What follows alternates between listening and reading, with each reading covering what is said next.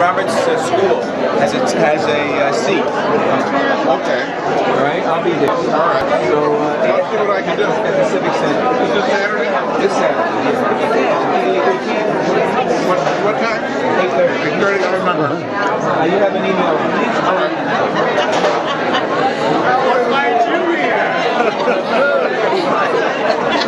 You still safe? And you always have a camera.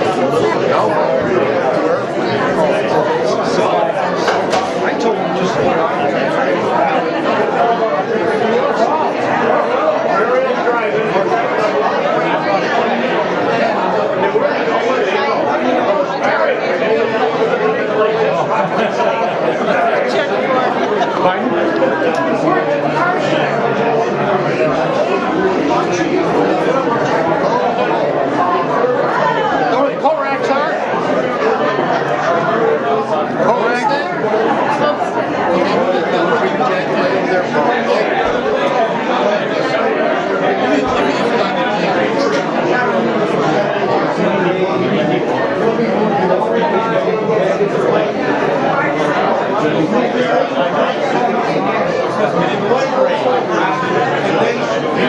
And then the elevator goes down.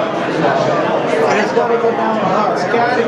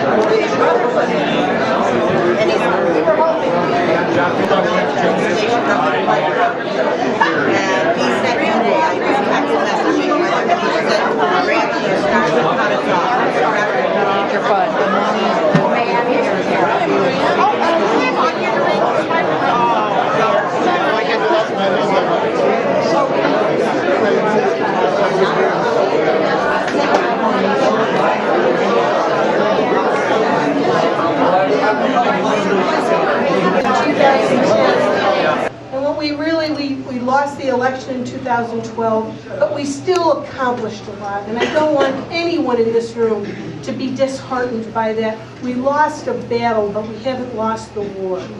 And so I want to say thank you to all of you, but I also want to encourage you. I want to let this be, I want to energize all of you. We cannot give up. We cannot stop working. We cannot stop fighting for the things that we hold so dear. So those are the two things I just want to touch briefly about tonight. First of all, thank you. In this room, there are people who helped in so many ways. There are women here who helped with our women's initiatives. There are county chairs and town chairs from the respective parties. I had the Republican, the Conservative, the Independence line. There are many pastors here today who helped me with the faith-based initiative. There are people here who opened the doors of their home and let people come in so we could have meet and greets in their living rooms, in their homes. And it was just so generous. I see town supervisors here. So many friends are here from Monroe County, which is no longer in the district. One of the original three amigos is here from Monroe County. Hey, Dave Brooklyn. We're sorry we lost Monroe County. So many friends here from Wayne County. Wayne County, we won Wayne County by 9,000 votes. Wow. Yeah.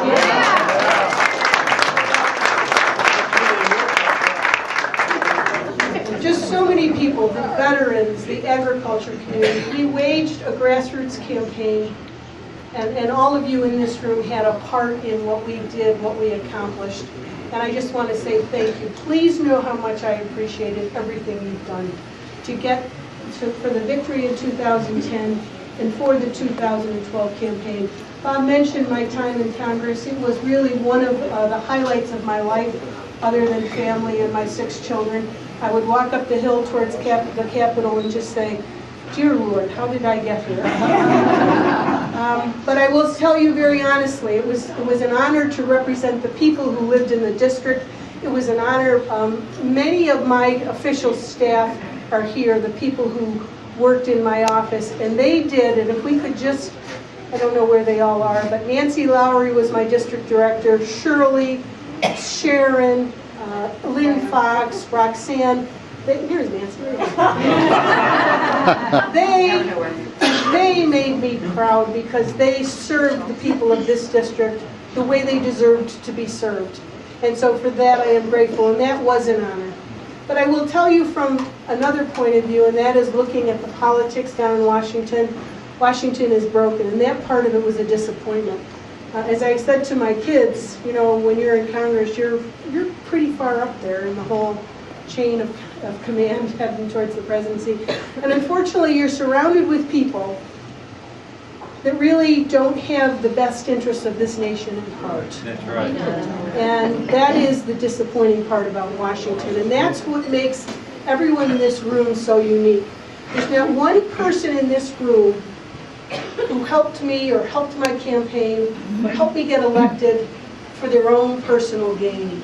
Our campaign and all of the efforts that we put forth was because we loved the United States of America. And we wanted to make sure our kids and our grandkids get a better country than what was handed to us. And that's what makes the campaign. How many people showed up? It's not about Anne Marie Buerkle. It is about the United States of America and all of those principles that we hold dear. Liberty, freedom, a recognition that the Constitution is the guiding light for this nation. Yeah. That we the people,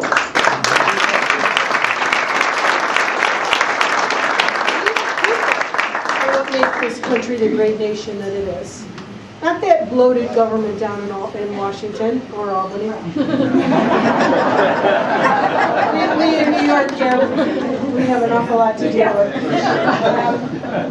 The greatness of this nation and our rights come to us from our Creator. That's not something that the government hands to us. And Washington has it so backwards now. They're down there, the regulatory agencies, they're doling out our rights, what we can do. You know, I want to hold up my big gulp drink and toast Mayor Bloomberg, who invested in the race against me.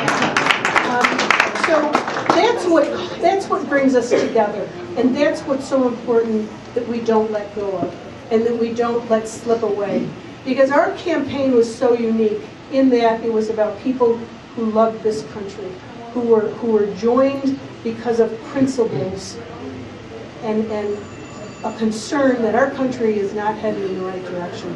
Here, here. So I want to talk tonight just briefly about energizing all of you. We cannot quit, because that's the one thing we do know for sure. If we quit and we stop talking about and espousing our conservative principles, we will lose, and we cannot do this. Now is not the time for us to step back or to go to the middle or to compromise. Now is the time for us to say, now the United States and this nation stands for something. Opportunity for everyone to do well. A government that is of the people and by the people and for the people. Not a government that taxes and taxes and taxes and then takes your money and spends it so frivolously. Yeah. So it's going to be very important for us to not give up right now. And so there are a whole lot of things, in fact I made a list of them this afternoon, of things that we need to be concerned with and things that you can all do to stay engaged and to be a part of this movement. And we live in an area of the country where if you just read the Post-Standard, you would think that everyone was liberal. Look at this room tonight. Look at the people who are here. Look at the people who want to to believe the Constitution is relevant. And so we need to be energetic and creative and stay involved so that we can continue. So first of all, you have to talk to your family and your friends and your neighbors and the folks you go to church with. Make sure they're registered to vote. If anyone is interested in having voter registration drives, that's what the opposition does all the time. People need to be able to vote, they need to be registered to vote, they need to let their voices be heard every time there is an election. You know, for some of you, becoming involved in committee structure is a good thing, Republican and conservative. For some of you, you may want to run for office, whether it's in your town or any different office. We need a government that is driven by the citizens. We need people who go down to Washington or go down to Albany with their new ideas, with their entrepreneurial spirit, with their drive to make everyone do better. And what we've got in Washington and Albany is a status quo. We have staleness. We have people who are very worried about their own little fiefdoms, and they're not concerned about what's best for this country and how this country can prosper. And that is, you know, the best, really the best argument for term limits. Because it's both sides of the aisle. They just get down there and they get very comfortable. And what's happened throughout the country, the districts now are either very Republican or very Democrat, except for our district, which will every year, every time there's an election here, it will become a very targeted race from both sides because it can go either way. So we have that's an issue we have to deal with here. But throughout the country, most of the districts are either very red or very blue, and so the elected officials are pretty comfortable. So being involved, running for office, talking to your neighbors, writing letters to the post-standard, or even being in a blog. I did not see Karen here tonight, but Karen Bissett is the Lonely Conservative. If you read her blogs, she does a great job. Become informed. We are going to start, and we've talked about having little informational seminars so we can equip you with the information you need about the healthcare law, or about the Second Amendment, or about all of these issues that people are concerned about, so that you can talk to them about them. You can be articulate. You can talk among your church members, or you can talk among family, or just within any organization you may belong. We have to stay engaged. We have to continue to educate. The values that we hold so dear are the values of this country's founders. What we believe in when we talk about liberty and freedom, that's what our forefathers intended. They intended states' rights versus a big central government. They intended opportunity for all. And we're losing that. And so it's going to be incumbent upon us, and that is our burden here as we leave tonight and we go forward, to fight for those rights and to maintain those rights. I want to talk to you just briefly about the 2012 election so that you kind of understand. I know many of you do understand what happened. We lost the campaign that was run against me and many of my other colleagues who lost was a national campaign. I didn't lose to Dan Maffei. I lost to Barack Obama. And if you look at the campaigns that were run, you compare what the Democrats did with their social media, with their micro-targeting, with their ground game. Barack Obama had people up here in Onondaga County doing door-to-door, versus what our national party had, and many of you were involved. We had a phone bank in the campaign office. And this just goes to the caliber of my volunteers, we outperformed every one of these victory centers throughout the country. My volunteers made the most calls.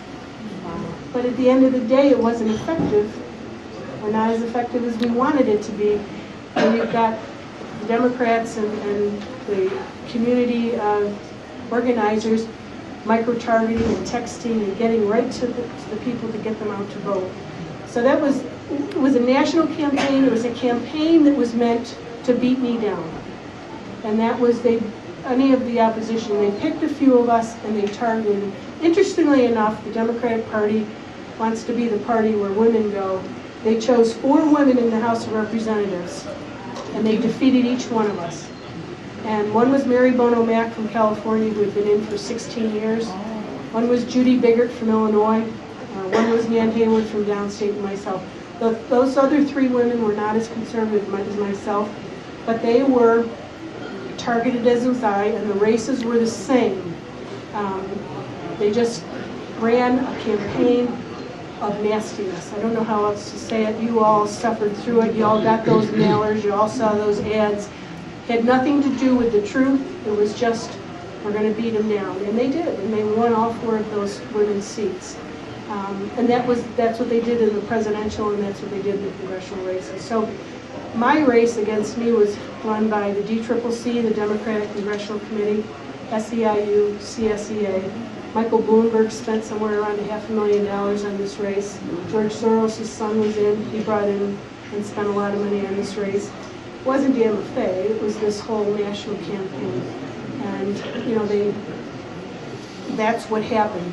So we are looking and digesting and learning from the 2012 election, because as painful as it is, you got to look back to know how to move forward and to figure out how can we offset what happened in order that we, next time, if it's me or if it's someone else, how do we get this seat back in 2014, and how do we keep it in 2016? And that's the challenge. That is the challenge for all of us. To win this seat back and then to keep it in the presidential election.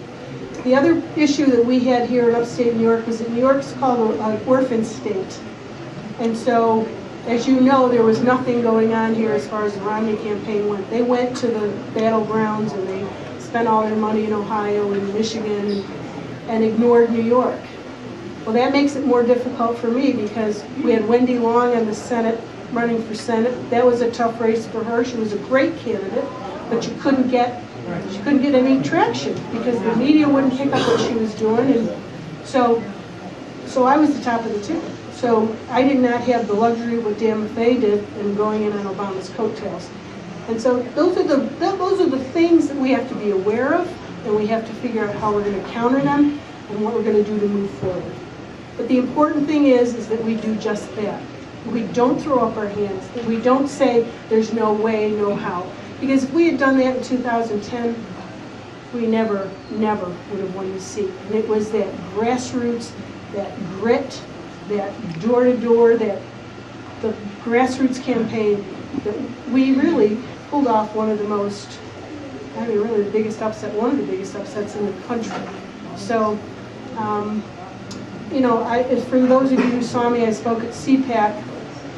I criticized the Republican Party to some degree because the National Party has got to get in touch with and be brought up to, you know, the 21st century.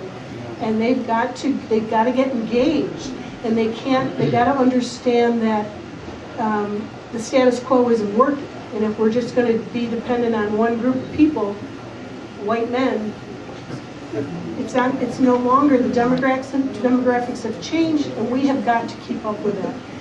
And that's what we have to do here locally, and that's what we have to do at a national level if we're going to ever get the White House back, and if we're going to keep our majority in the House. And believe you me, this 2014, every effort in the world is going to be made for the Democrats to get back the House so that they'll control all three houses just as they did in 2010. Or 2008 to 2010, and then we will really see bigger problems. So those are the challenges before us, and I really implore all of you, you made the effort to be here tonight, to do not be discouraged, be encouraged. Be encouraged about acknowledging what an individual can accomplish. Don't ever underestimate what your one conversation can do to one person when you're talking to them. And it isn't about boasting. It isn't about I know more than you, or I know better than you, it is about what works. And it's so important for us to understand and to be able to articulate what works. Is our educational system working now? It's not. That's not a Democratic or Republican issue. That's what works. Is our war on poverty working? No, we're spending trillions of dollars, and people in this country there's more families and more people at or below the federal poverty guidelines after this whole huge war on poverty. So it's important for us to be able to articulate and not to make it a divisive Republican-Democratic issue, but our ideas work.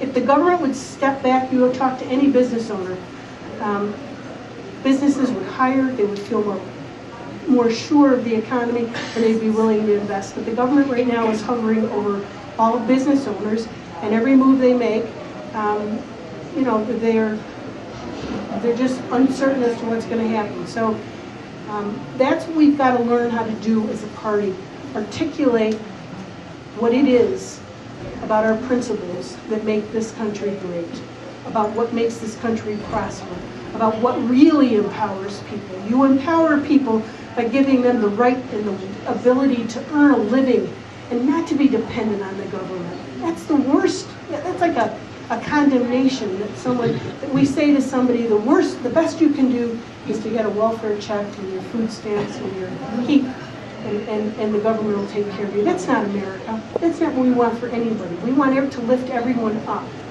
And that's our challenge, to be able to articulate that message. Why those principles? Because they work and because we care about people.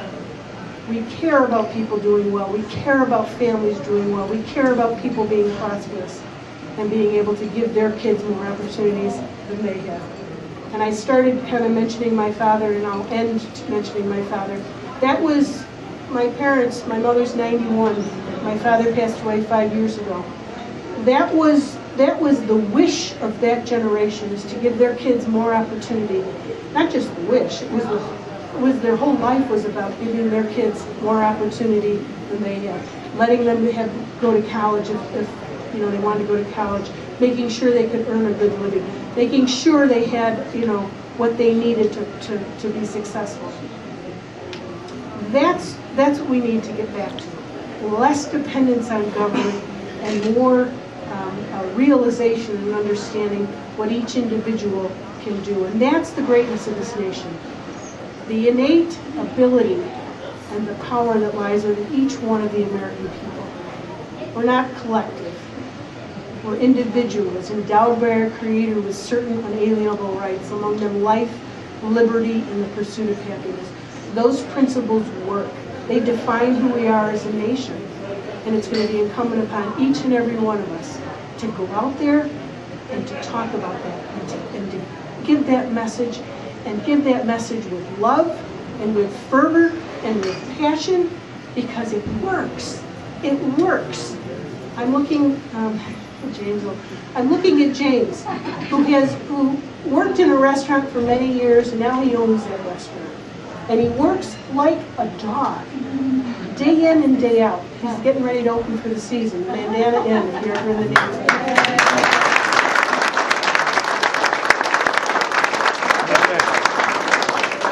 That's America. That's what we want to hope for every person, to have that opportunity. But that opportunity isn't handed to you. That opportunity is earned and worked for. And when James worked 2 jobs for years and years and years, and now he owns the restaurant, that's America. That's what we should strive for every American, that they can stand on their feet and be successful and be independent of the government. So before I end, let's first of all ask all of our veterans to raise their hands so we can thank you for your service.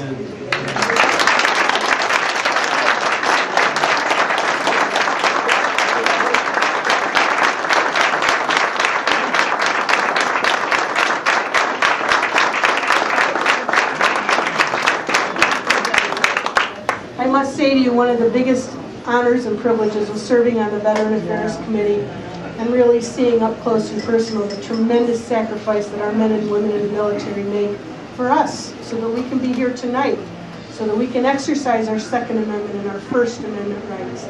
So we talked a little bit about the Second Amendment, but you know, the important thing to remember when you're talking about the First Amendment, Second Amendment, or if the government can start to take away your First Amendment right, and we saw with the HHS rule, now we're seeing it with the Second Amendment, it erodes the rights of the Bill of Rights. It erodes the power of the Constitution. It's such a slippery slope. And that's why, you know, you'll hear arguments, well, you know, it's just semi-automatic guns, or that's not the issue. The issue is making sure that that Constitution and that Bill of Rights remains intact. That's the United States of America. So thank you to our veterans for your service to this country. Please keep in your thoughts and prayers the men and women who serve our nation, who are in harm's way, for the families and the souls of those 7 Marines who were killed yesterday in that terrible tragedy. We do, despite all of our problems, this nation remains the greatest nation in the history of the world. And it's because of the service and the sacrifice of the men and women in the military. So I want to thank all of you. Thank you so much for your support, your help, your friendship, your love, your prayers. So many great stories in this room.